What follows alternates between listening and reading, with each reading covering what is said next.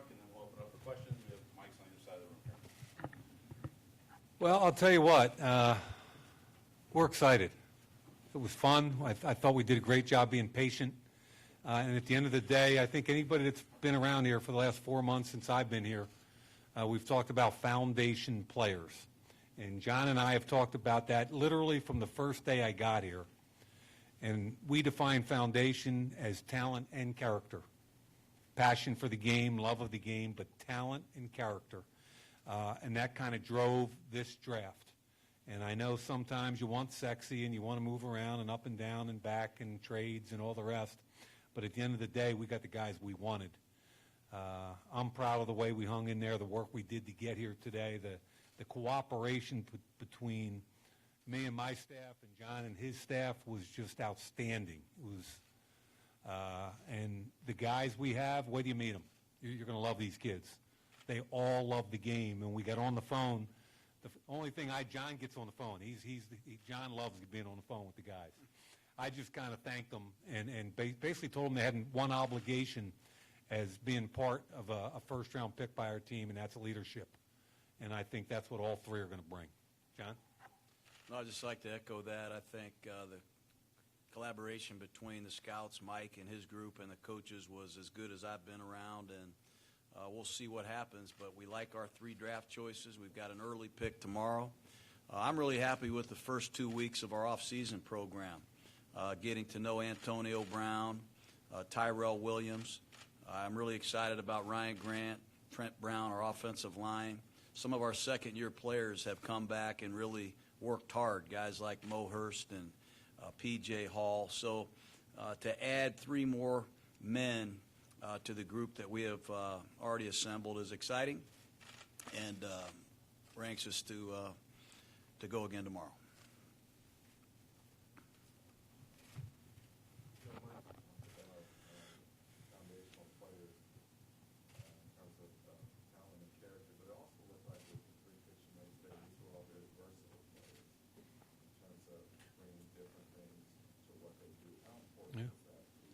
It's very important, especially in the division we play in and the offenses we play in some cases. So a guy like Farrell can play either side of the line of scrimmage and kick inside. That was important for Paul Gunther. As far as Josh Jacobs, the explosion, quickness that he brings, and remember, if you're going to play for John Gruden as a running back, you got to pass protect and you got to catch the football. And this is a 3-down back. He's explosive. He's tough. We've watched him pass protect, and he's got really good natural hands. So he brings versatility on the offensive side. And John Abram, we watched him. He was supposed to play against us in the Senior Bowl, and he couldn't because he was hurt. But he can play down on the slot. He can play back in the post with LaMarcus Joyner also. We added in free agency. We're excited about our ability to have some flexibility on the back end with Carl Joseph also.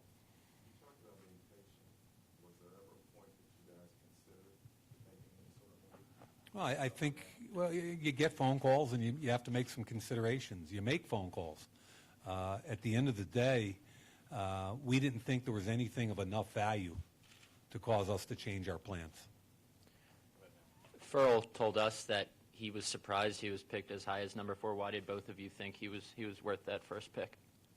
Look, it all goes back to there were flashier players that other people may have had higher on their boards.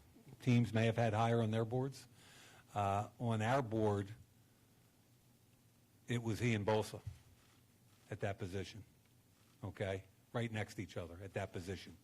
So we pretty much, we knew he'd probably be there. It wasn't like, everybody else had all the big names up there. But John and I went in this morning and just kind of double-checked everything, and he was our guy.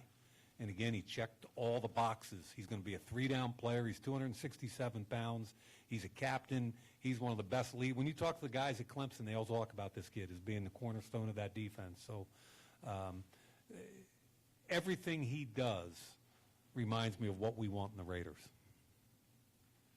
John, Josh Jacobs was saying that you told him at the combine that you would take him with one of your 3 picks if he was there. Was there a fear I told everybody. John did tell everybody that. No disrespect, but I loved You know, the performance that this young man had when he got an opportunity to play. I mean, a couple years ago, I believe he won the starting job at Alabama. He got hurt in training camp, and he lost out on the season. And credit Damian Harris for playing great. And then this past season, Damian Harris obviously earned a starting role because of his performance the year before, and Josh Jacobs quietly waited for his turn. And when they put him in the game, it was pretty obvious to me and Mike and everybody else that I talked to that this is the best back in the draft. He's physical. He's dynamic. He's a great story indeed, where this kid has come from. There's something inside of him that, I didn't go through as a young man. And I think he's going to be a centerpiece at some point. I'm not going to put any pressure on him. He's got a lot to learn. But we do have a good offensive line. We've got an experienced quarterback in our system now. We've got a couple receivers that, if you want to double them, and perhaps this running back could do some damage. So we're excited about this addition to our team. He didn't have a heavy workload at Alabama, as you referenced. Can he be like a featured back, and he carry a heavier workload than he? Don't know that. I mean, my expectation is for him. If you're listening, Josh, I encourage you to get some rest because we're gonna run you a lot. We're going to give you a great opportunity, certainly. And I would tell you one other story about Jacobs. Right after I took the job, I went to the national championship game because it was right over at the 49er Stadium, and it was obviously Clemson in Alabama. And I went down on the field before the game and doing all the body types and notes you take. And obviously Clemson won the game, but the guy from Alabama that blew me away was Jacobs. And we came back and I watched the film the next day. I cut up 6 plays out of the film. And I walked into his office. I'm on the job less than a week. And I said, John, this could be one of our picks right here. And I showed him 6 plays. And he was like, oh. So that's how long he's been on our radar. And that's the impression he made on me that night. John or Mike, there were rumors that you might move up to number 1 for Kyler Murray. There were rumors that you might be interested in Haskins at number 4. How much did you consider those quarterbacks, and should we take the results of round 1 as ultimate confirmation that Derek Carr is, your quarterback going into the future? We did our job. Our job is to evaluate the players that are available in the draft. And we flew to Dallas and worked out Murray. We flew to Columbus and worked out Haskins. You have to do your research on every player, certainly at that position. But I'll let Mike speak after this on this matter. We like our quarterback. We've been perfectly clear with everybody that's asked us. I'm not going to address all the rumors. I was part of the rumor cycle for 9 years. That's TV and that's internet chatter. But I'm telling you, Derek Carr is our quarterback. And I've said that. I think this is the 4th or 5th time. And if they don't believe me, then there's nothing I can do about that. But we've tried to add some pieces to help Derek at receiver, on the offensive line with Josh Jacobs. And I think the better we play defense, the better Derek Carr will be. But we did study the 2 quarterbacks and all the other quarterbacks in this draft intensely for good reason. I'm good with that answer. Hey, Mike, with the reports out there of Marshawn leaning towards retirement rather than re-signing, did that lead a lot to choosing Jacobs? And also, John, does he remind you a lot of Charlie Garner? Regarding Marshawn, obviously a great veteran back that means a lot to this area. From our perspective, we've got to evaluate the best college football players in the country and decide if they can fit in our organization and how. And we were so impressed with Jacobs. We felt like regardless of who was on our team or not on our team, we had to draft that young man. Yeah, Charlie's not quite the size of Jacobs. I think Josh is more 215, 220. Charlie was, as you know, he was a bit smaller, to say the least. But, violent running style, 3-down back, tough. But Jacobs will form his own identity here soon. Mike, your first draft here, just what was the whole experience like for you night one? Obviously a lot more work still the next couple of days, but over the past week or over tonight, what were the nerves like? What was it like just getting to go through this? I'm not going to lie, I was a little nervous. What was really cool was I had a bunch of phone calls this morning from a lot of GMs around the league who said, enjoy tonight. It's your first night as a GM, your first night with a first round as a GM is a special night. One of the guys said it's the closest you can get to playing again. And he was kind of right. It was kind of, I had more nerves, butterflies than I've had in years. And that's why I got back in it. Don't let him kid you. He was fired up in there, man. he did great. I think I said a couple weeks ago, not to interrupt, but he's energized the building. Mayock has energized me, and our franchise will benefit from not only tonight but the next 2 days and in the future. Great job, Mike. It was a friggin' blast is really the answer. Thanks. Mike, before I get to the question, I wanted to follow up on that. Basically ask you if all the preparation, all the drills that you ran, the simulations, do you feel like they prepared you for it? And when you got to that moment, was it like that? Was that how it was? Was it hectic like that? You know, I mean, part of me kind of goes, every team in the league does mock drafts. So all the stuff about us preparing this week is every team in the league does mock drafts to kind of stress the room. I thought what we did was a really nice job. We kind of empowered a couple of our scouts up there to put together scenarios, both with volume of phone calls that would stress our phone system and me, and would have to delegate from me to other people with too many phone calls. That happened a couple times tonight where we had 2 or 3 calls at the same time and it worked smoothly. So all that worked beautifully. It stressed us in how we were going to make picks. It showed John and I where we were different as far as how we viewed whether to be patient, whether to not be patient, whether to move up and back. And it kind of gave a glimpse into the future for us. So I thought the mock drafts we did were really realistic and helped tonight, to answer your question. So this is for both Mike and John. The common theme seemed to be with the picks tonight when they were speaking. They said a lot of things like, we didn't even talk football. We just gave them my story, and we talked about that, and we had a really good vibe. What was why that approach with these players when you met with them privately? Why was that the focus? From my perspective, you can watch all the tape, and you can get into the football, which we did. We put them all up on the board, and we did all the football things, and nobody's going to do more football things than John and I. But when the bottom line is you want to figure the kid out. What makes the kid tick? And that goes back to the whole foundation thing. How much do you love football? What's your family like? What kind of leader are you? You know, those things are really important to us. And that's why Farrell and Jacobs and Abram are Raiders tonight. We found out about the kid, what made him tick. Yeah, this is we're building our football team. Whether we want to admit it or people like it or not, we're building our team. And we need building blocks. We have some in place, and we needed these 3 first-rounders to come in here and inherit that responsibility. And this is a tough job. You know, this franchise is moving to Las Vegas. It's very, very challenging. You got to have a lot of maturity. And we wanted guys that weren't only great football players and talents, but guys that could handle the circumstances of being frontline players, leaders, and also having a lot of maturity to handle the move of the franchise. We're going to have to move, not only to California, you're going to have to move to Las Vegas, and you have to adapt. And it's a tough league to play in to start with, so we did a lot of work on their character, and Mayock and I truly believe that that's the winning edge in all the great players that we've been around. Along those lines, Cleveland, he lost his father when he was 13. You listen to Josh Jacobs' story. You know, he was homeless for a period of his life. When you draft players and invest in them as people who've been through that sort of adversity young in their lives, what does that do for you as an evaluator, just in terms of getting a sense of a guy and his ability to handle the rigors of the NFL?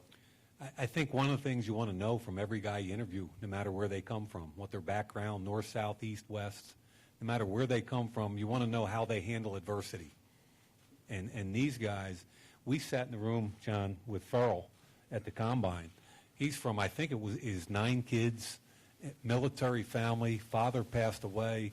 This kid went through so much, and all he was this ball of positive energy and kind of the Energizer Bunny for this national championship defense at Clemson. And every guy we talked to at Clemson, as I mentioned earlier, talked about Clee. He's the guy. He's the guy, the maturity. So he had been a lot. He had dealt with adversity. Playing in a national championship game to him was nothing. He's going to come out here, and to him, it's not going to be a big deal. He's been through worse. He's going to understand how to handle this, how to handle Vegas. And for the record, we asked 112 kids if they'd be okay on the Las Vegas Strip or was it going to be a problem. All 112 said, no, Coach, we'll be fine. We didn't find one guy that admitted that Vegas would be an issue. So they all lied to us. Anyway, I hope that answers your question. It's important to us to know how they deal with adversity. Coach Gruden and Mike, obviously Jonathan Abram has a lot of upside, but with Travis Kelce in the AFC West and now Noah Fant, what about his game excites you that he'll be able to defend guys who have torn up the AFC West for quite some time now? Well, first of all, tackling is hard to practice these days. It's hard to find guys that are natural tacklers. Abram belongs in 78, 79, 80. I'm going to try to get him to wear number 32 or 43. He's like one of our old school safeties. He is a physical, sideline to sideline tackling machine in college. I hope it continues here. He has a passion to find a guy with the ball and bring him down. And he's got versatility. The man runs 4.4. I met him at the Senior Bowl. He was on the other team. And he was injured, but he stayed there for 3 or 4 days, and I couldn't get rid of the kid. He loves football. He's a coach on the field. He has a magnetic personality. And he does have length and size to potentially match up with some of the great jokers, as I call them, that detach tight ends and cause problems. And he's going to have his hands full. He's going to be in a competitive situation. But LaMarcus Joyner and John Abram, we've added Burfict and Marshall at the linebacker position. We feel like we've strengthened the inside middle part of our defense, which is big. Mike, it's Scott Bair from NBC. I was just curious, since you had done work on this draft class before you took this job, were any of these three guys guys that you had earmarked or circled as guys that you really liked and kind of brought them into the room as maybe possibilities now that you have this job? Yeah, I mentioned the national championship game and how Josh Jacobs jumped off that night. So Josh Jacobs was a guy I'd already seen a lot of tape on and really liked, even though he was an underpublicized guy. Josh Jacobs. John Abram is a guy, I have what I call with the scouts aha moments. You watch hours and hours of tapes and you just kind of click back and forth, and there's good players and there's okay players and there's bad players. And every once in a while I go, oh shit, oh my gosh, wow, that's an aha moment, okay? And you see something that just jumps off the tape. And that's one of the things I text John right before I took the job. I gave him a definition of a Raider. And one of the definitions for me of a Raider was a guy that jumps off the tape. And all three of these guys jump off the tape for different reasons. Time for 2 more questions, guys. This is for Mike. You went viral last week, sending the scouts home. Were you afraid of leaks, and how much do you think those came into play tonight, if at all? I'm kind of blown away by the whole story, to be honest with you. But I made the decision 3 weeks ago to do it, okay? And I didn't tell anybody.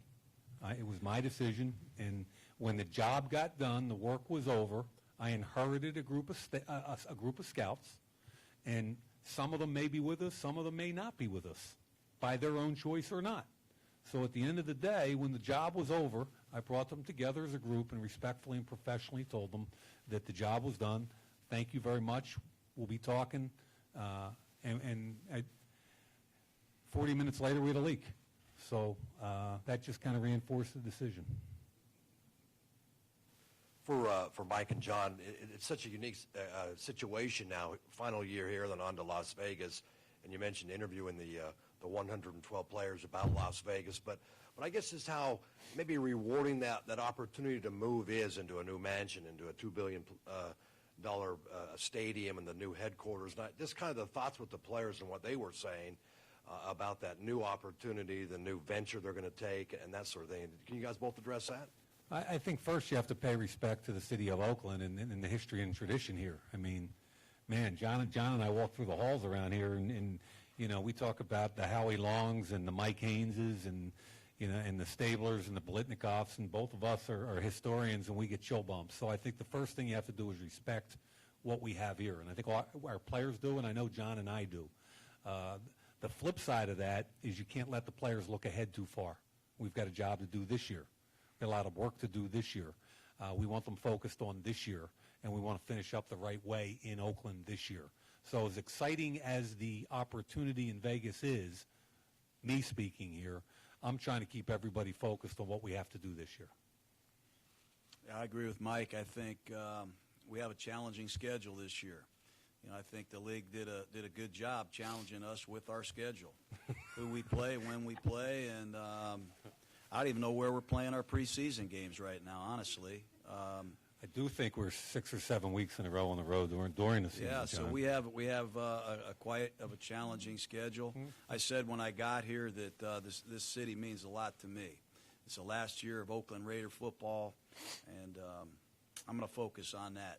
I'm really excited about the future of this franchise, but we've got to build this team, and we've made some real positive steps, I believe, in that direction.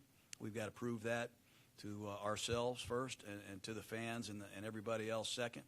But there is an exciting day, I think, for this franchise waiting for us in Las Vegas. But at the same time, we have to pay respect to our final year here in Oakland, and that is something we will do. Thank you, guys. Thank you, folks.